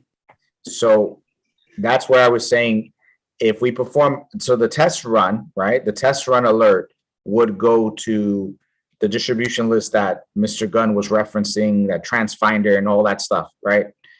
The email, in my mind, should be a blanket email to our entire district, to the parents, the list that Dr. Iverson uses when communications are made to the district saying, hey, FYI, we sent out a communication. So that it would be a sequence of events. Bus right? rider, then Exactly. you gotten something. Okay, So you would have to go through that so process. you have your online communication you're more sure of, and you're Correct. testing the one you're less sure of. Correct. Okay. So it would follow in that sequence. And then if someone didn't get the first one, something's probably off, and it would be a good idea to update it, right? Just to try to, I'm sure there still might be edge cases here and there, but it would be nice if, at least the bulk of it, the bulk of our parents found out ahead of time, hey, I forgot to update it, or whatever the story may be. Trust me. Remind me, does the TransFinder do calls and texts, or? No, that's School Messenger. School Messenger pulls the information from TransFinder. But TransFinder, that piece of it is just for the busing. So then what specifically are we testing? We're testing the SIS, the Student Information System, along with the busing also. Okay. And Laser did a much better job than I could have ever of explaining that. So I'm glad he jumped in there. Sorry about that. The question that we have from Frangan was, how do we do that communication to happen two-way? Remember, he explained that we can do one way into TransFinder, but then that doesn't return. And he mentioned Infinite Campus, another student information system that is available. And still researching with BOCES, because that's our provider for the student information system. And I know that the feature exists. It's just, we need to do a better job in terms of the support that we get from BOCES that will provide for that link to happen. As you probably know, and ensure that you're familiar with API technology, it's a two-way communication between databases. So synchronization happens now in the world easily, because everybody uses APIs, and that's what we use for ClassLink, for example.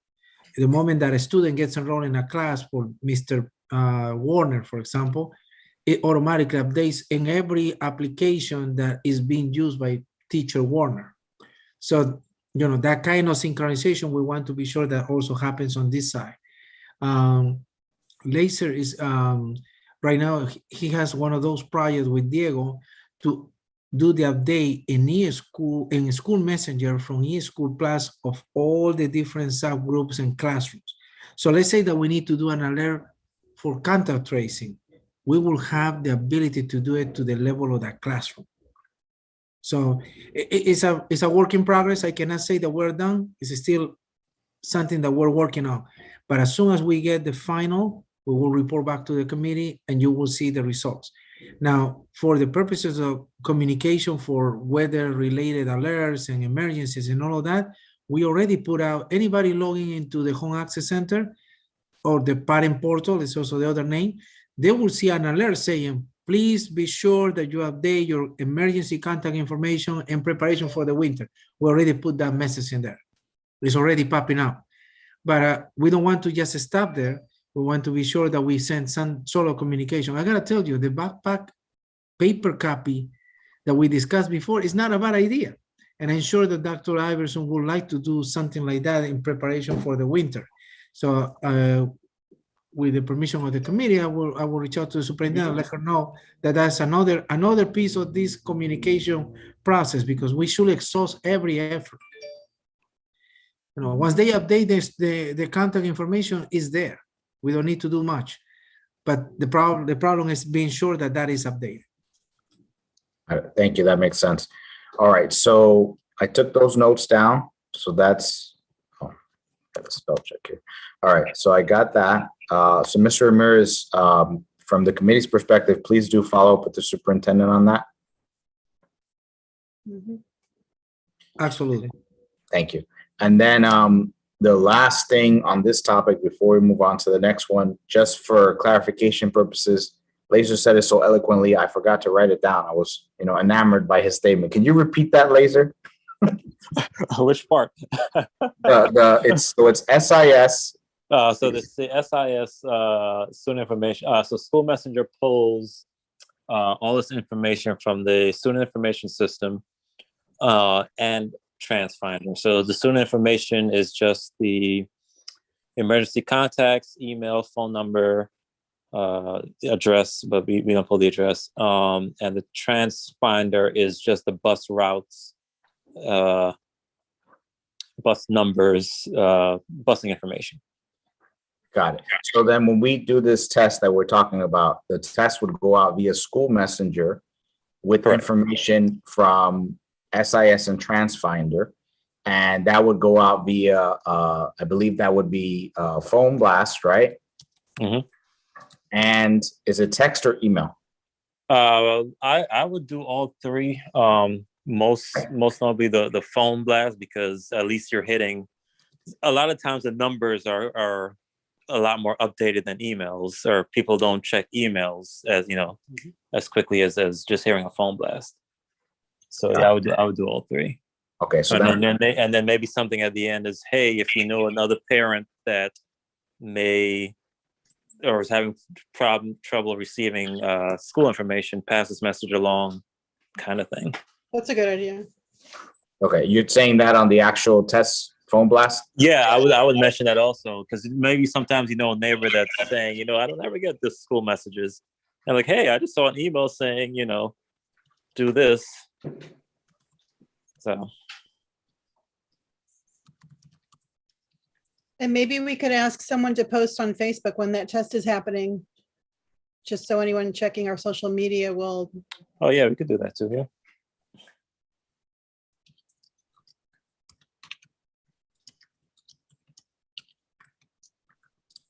And then post test of School Messenger, we would ask the superintendent to then send out a blanket email to the community, to our district as a whole, saying, hey, we sent out this test. If you didn't get it, go and update your contact information because it's not accurate.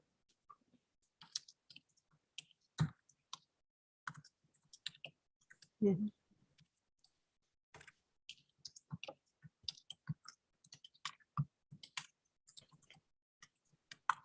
Do we want to set a target date for this, or technology team, would you?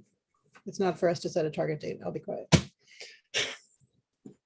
Yeah, we probably have to reach out to Dr. Iverson, but I would probably say no later than the second week of December, because I don't know when these storms are actually approaching. I mean, it's already a little chilly.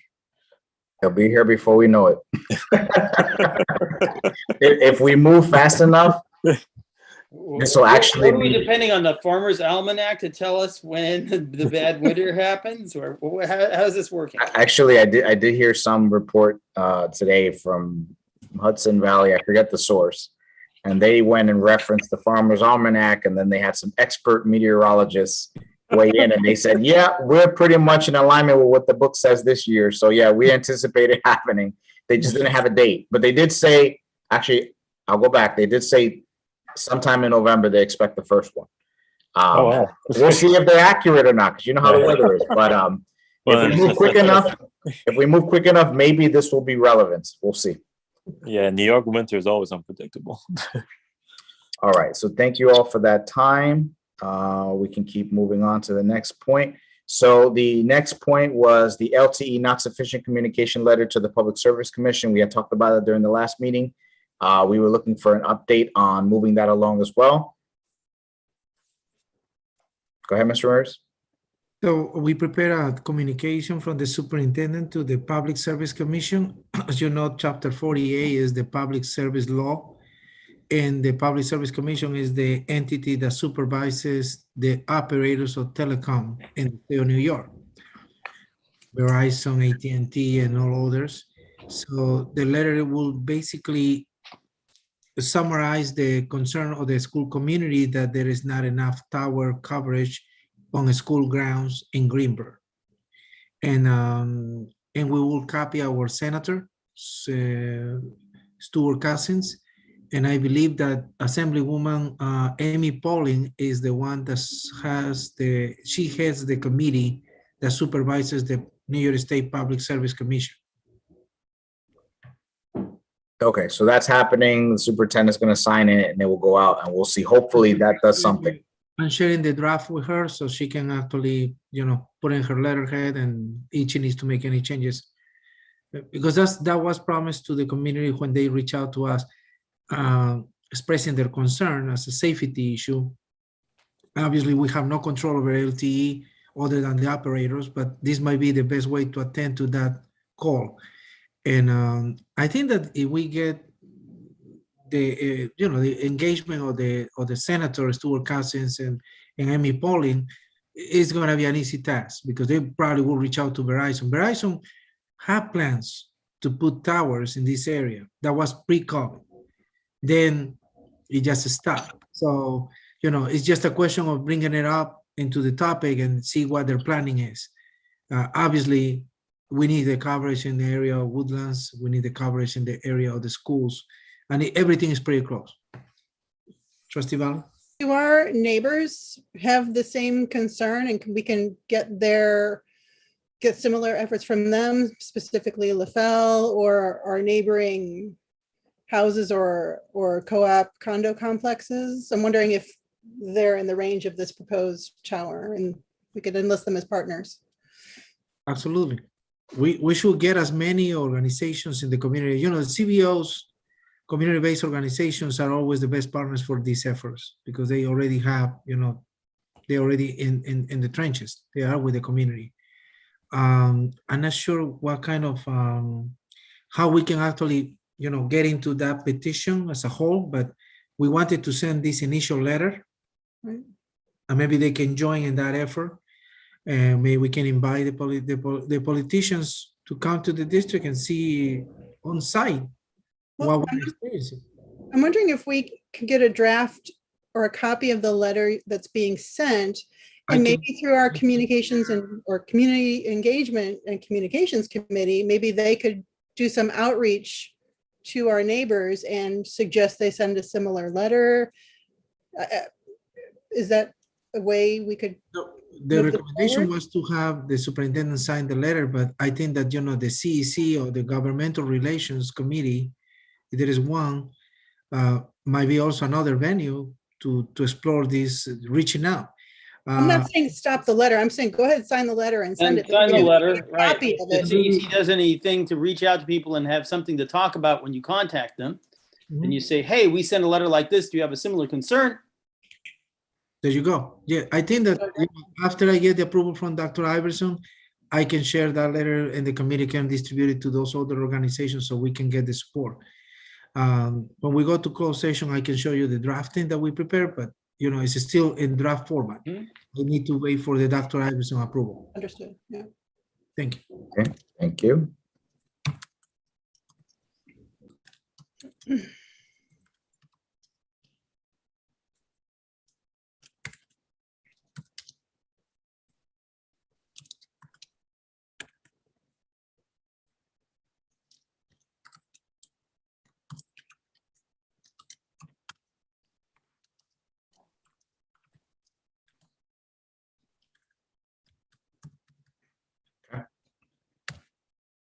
All right.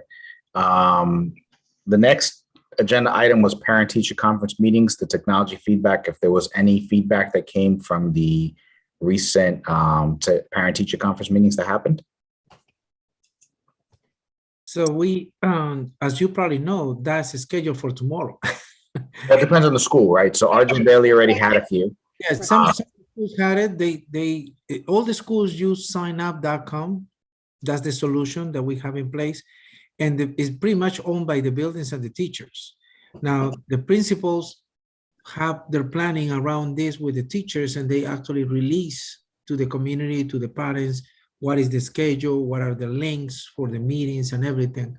Now, obviously, it's a process of communication more than anything. The technology is there, but if you don't know what link is available for that particular class or that particular teacher meeting or presentation, and I will say that at least we have the signup.com venue for consistency is one solution, right? And it's applied to all the buildings. Now, the principals have their own styles and they have their own community and culture, and they develop these plans for parent-teacher conferences. I think that the next meeting that we have is in one of the schools for the board. I think that as part of that conversation, definitely, you want to learn more about how it goes and what they are doing in terms of the content, because that's the piece that we don't really intervene at all. We provide with the platform. That's what we do from the technology perspective.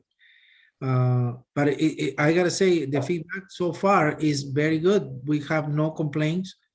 Teachers don't complain about the solution. They own it because they were the ones that recommended adopting signup.com. So we listen and we try to make it as efficient as possible. Accounts are synchronized with Google, so their district emails are their logins. It makes it very simple for them. Laser, do you have any feedback on this? Because I know that whenever we have the parent-teacher conferences, we actually have some staff from technology on site for the larger buildings, at least to ensure that there is no issues or anything like that. I think teachers should really because the last meeting I set up all the Google Meets for the high school, so that was me creating all those meets. And I think the issue there was because I created them, I had to let all the outside accounts in, outside email address, that's the external domains. I think if teachers create their own links, then that may work, because that was some of the complaints of they were not able to enter, allow parents from external accounts into the meetings. Okay. So I do have a few things I wanted to touch on. So I think part of the issue is that we're not, the teachers are not necessarily being consistent on which platform they're using, right? So take case in point, during this last set for the RJ Bailey ones, some teachers were doing Zoom, some teachers were doing Google Meets. The sign up was very helpful because it was very clear what was happening. But even within the sign up invitations and the reminders, the information was not necessarily in every single reminder notification we got. It was like in the first one, but not in the second one. And then there was a reminder the day of, and it was missing in one case or the other. So I wonder if maybe part of the solution to this is just standardization on one platform to be used for this across all the buildings. And then to your point earlier, Mr. Ramirez, obviously the teachers are going to own the signup.com process and all that, and each building will be a little different. But if at least we were standardized on the platform, that might eliminate some of the confusion. For example, the Google Meet platform, in a lot of cases, the teachers recommend that you use your child's Chromebook to attend, which makes sense. But most of us don't know the child's Chromebook password. So then it's the scramble to get the child to input the password, and then which class is it, and clicking the link and all that. I wonder if maybe Zoom might be an easier platform for the parents to use in this particular instance. You know, it's just something to think about. The other thing is during one of the meetings, at least that I was on, there were some bandwidth issues. There was some freezing. I did spend some time double checking my equipment to make sure it wasn't mine. It definitely was not mine. So I wonder if, you know, maybe when all the teachers are in the building at the same time, using the Wi-Fi, broadcasting their video with the parents, you know, we know that there's always a load on the Wi-Fi at that point. Maybe something to look at. Something along those lines was the thing that came in my mind. I don't know if you guys want to take a look at that or. Yeah, the other thing is Zoom has really upgraded their platform with their breakout rooms.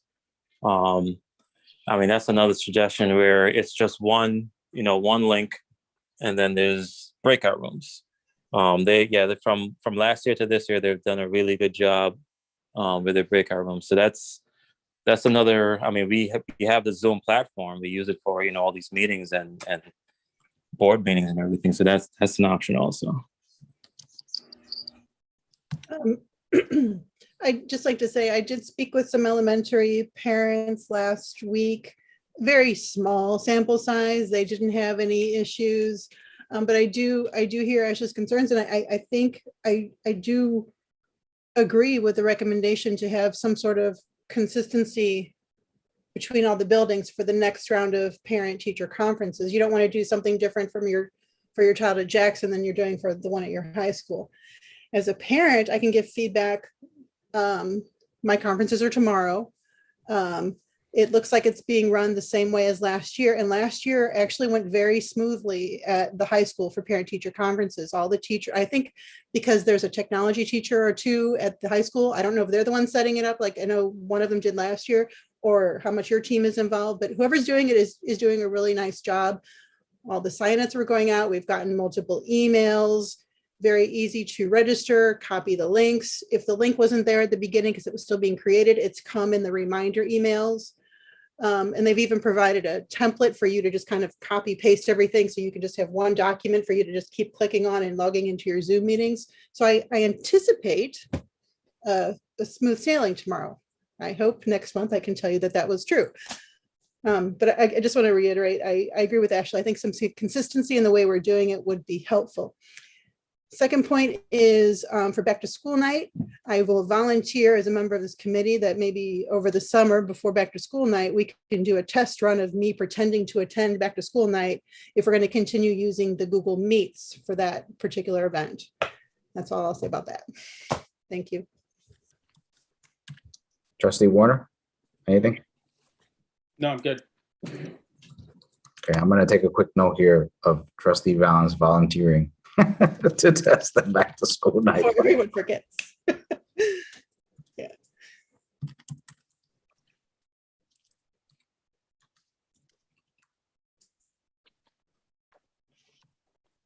Okay. And anyone else want to add anything on this topic?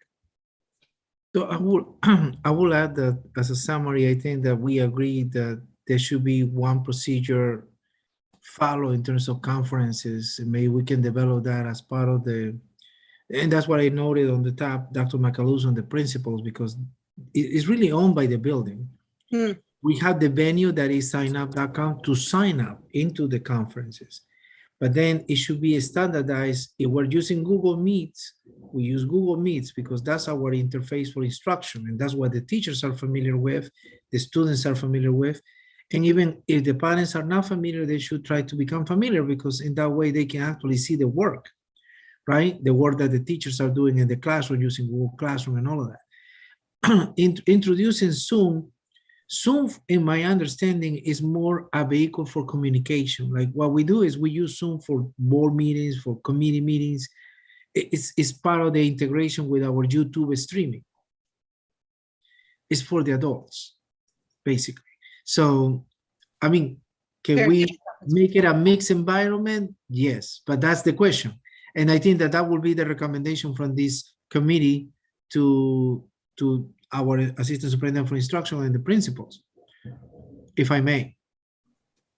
So yes, that probably is the best way to approach this. It's standardizing. I think that's the easiest way to understand this. Is standardizing this so everybody gets one vehicle, and it's easier for a parent that goes through elementary level in Leah Jackson, then Highview, then Richard Bailey, and the high school, and it's always been the same format. So it's nothing like, oh my God, I gotta learn how they do it in Richard Bailey. Oh, I gotta learn how they do it at Woodlands. You know, it's all standardized. You know, depending on the agreement that you get in every specific school building.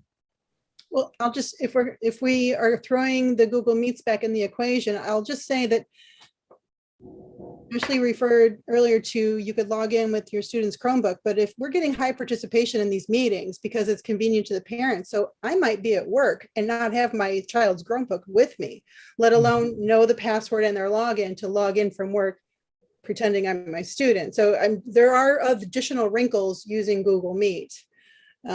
Because unfortunately for now, we're not able to log in with our personal. In the way that I see it, and I had this conversation with the superintendent and in the central administration, is that's why we need to provide for the parents to learn how to do that. And the teachers are our partners in that. Because I gotta tell you, if you get an invitation from the teacher or your child, and it has the link, and you are in a computer that is not the Chromebook from the district, what you need to have in your phone is basically the app, the Google Meet app. And then the teacher will allow you with your own Gmail, private Gmail, you know, outside the domain to get into the meeting. And I know that it's been a difficult process, but like I said, it's all part of the education process. So I'm willing to do that. I'm willing to do it. I'm willing to bring that conversation to the teachers in a PLC and say, what is your experience? And they might come back to me and say, no, Mr. Ramirez, we cannot do it. The parents cannot do it, period. We need to use Zoom. Then, Well, yeah. you know, that's the solution. I don't mind. I think that what we need to do is gather the data to see really how it can be expedited and you know, to make it happen. Yes, we can work through those issues. I'll volunteer for that. I did try logging in with my personal Gmail. It didn't work. So we can work through that off when time comes. So on that point, I do want to add something. So in a long-term perspective, right, when we think about this long-term, I think that going the Google Meet route is great because, you know, the teachers can share information and all that. But at the same time, I think about the practicality, right? And the fact that you have parents that may be in transit, they might be on a smartphone. You know, you have all these other scenarios that we're not accounting for, right? And in those models, Zoom, for better or for worse, it is what it is more prevalent.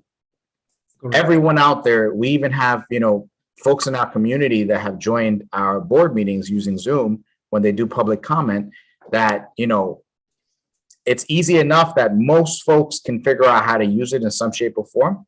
Mm-hmm. And it gets us out of the permissions restrictions that we run into with the Google Meets being very secure and totally understood why, right? That's the platform that our children are using. We don't want them, you know, exposed to things they shouldn't.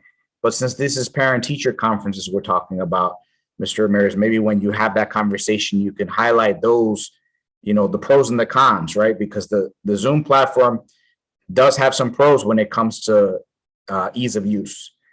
Even folks that don't have Google Meet installed will have Zoom installed on their phones and can readily join a meeting. So just some things to talk about. And yeah, if you guys want to take on that and then come back and give us a suggestion, that would be most appreciated. Understood. Yes. Thank you. No problem. All right. let's talk about the next item, which I think is really more of a safety issue. So I don't think we could do much there.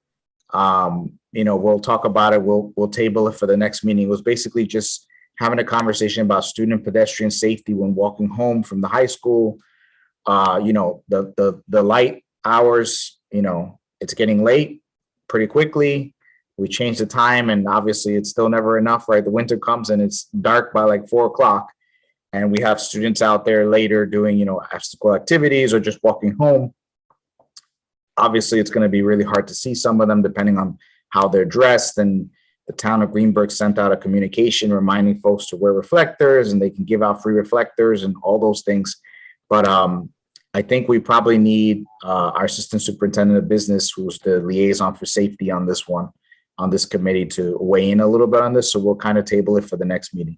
Yes, Trustee Valen. Agree with tabling it. Can I just also ask the chair of our Finance and Facilities Committee to add this to our next agenda to get an update from Mr. Falcone on the lighting around campus? Sure. Thank you. All right. And that said, we're going to go ahead and go into any new business.